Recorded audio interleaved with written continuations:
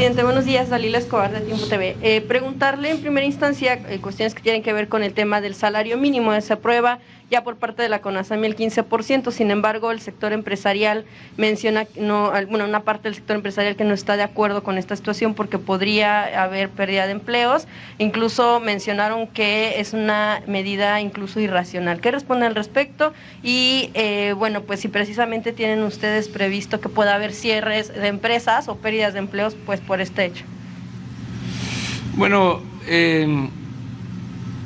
no se logró el consenso que se deseaba en la Comisión de Salarios Mínimos. No estuvieron de acuerdo los representantes de los empresarios. Desde luego, sí estuvo de acuerdo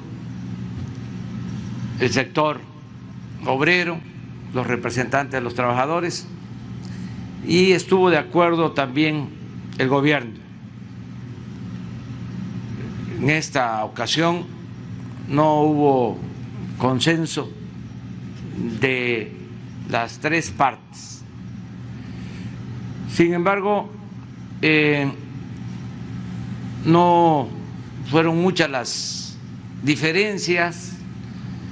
Sí se planteó un ofrecimiento de incremento por parte del sector empresarial y los integrantes de la comisión consideraron que no era suficiente. Es que se debe de tener presente, se debe de tener en cuenta que el salario en México se desplomó durante el periodo neoliberal.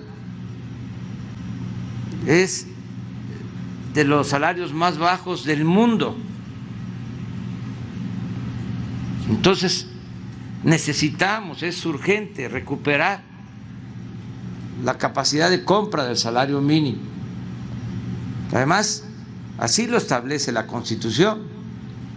El salario debe ser justo y debe de alcanzar para el sustento de la familia. Ese es el mandato constitucional. Durante más de 30 años se castigó el salario de los trabajadores. Inclusive hubieron años en que los aumentos al salario mínimo estuvieron por abajo de la inflación. Ni siquiera era acorde con la inflación, sino aumentaban abajo de la inflación. Durante todo este tiempo de estar en el lugar 12 en el mundo en cuanto a el salario mínimo, nos caímos a los últimos sitios. Llevamos 2 años aumentando el salario mínimo y todavía no se avanza porque fue una pérdida del 75% del poder de compra, del poder adquisitivo del salario durante el periodo neoliberal. Y engañaron los gobernantes neoliberales y los tecnócratas de que si se aumentaba el salario iba a haber inflación. Ese fue el estribillo, la excusa. Y acabaron con el salario mínimo. Entonces, por eso es justo, es necesario el aumento del salario mínimo. El primer aumento fue del 16%, el segundo del 20% y ahora va a ser del 15% en todo el país. También se decidió tener un salario especial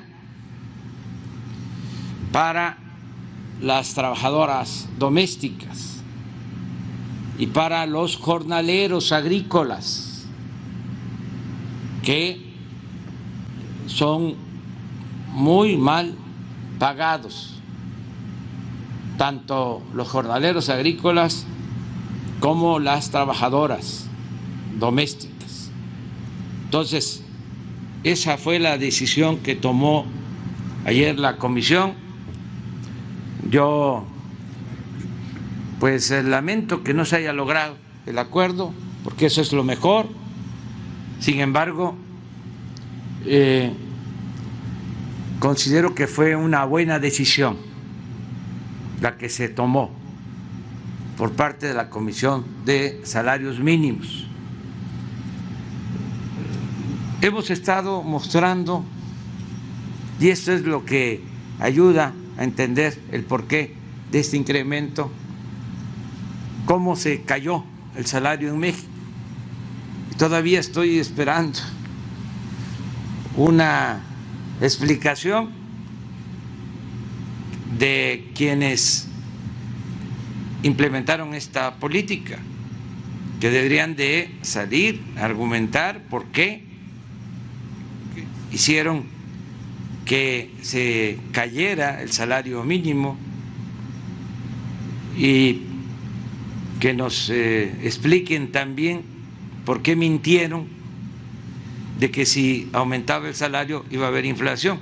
Nosotros llevamos 2 años aumentando el salario mínimo y no ha habido inflación. No sé si tengan lo del salario. Los cuadros. El hecho de que haya votos en contra por parte del sector empresarial, ¿qué le dice? ¿No hubo suficiente tiempo para el consenso con ellos? No, se habló con ellos y hubo acuerdo y ellos se reunieron. Ellos planteaban el incremento del 10 y se consideró que no era suficiente. Por lo siguiente, a ver, ¿por qué no la primera? Miren,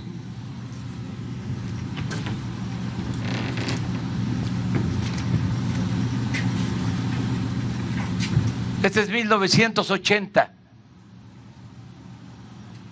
era el lugar 12, México, en el mundo, en salario mínimo. Después, en el 90, al 30 cayó, al lugar 30 en el mundo. En el 2000, al 48, perdón, al lugar 48. En el 2010,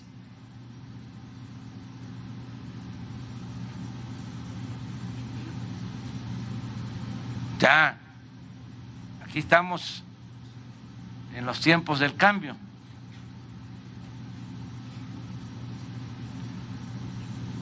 '81.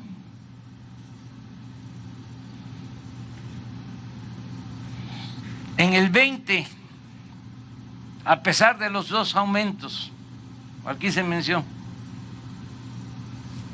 lugar 82.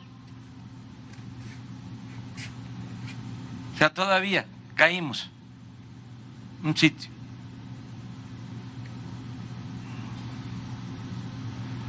Con 16 y 20% de aumento. Ahora, con este aumento, vamos a subir aquí al 76.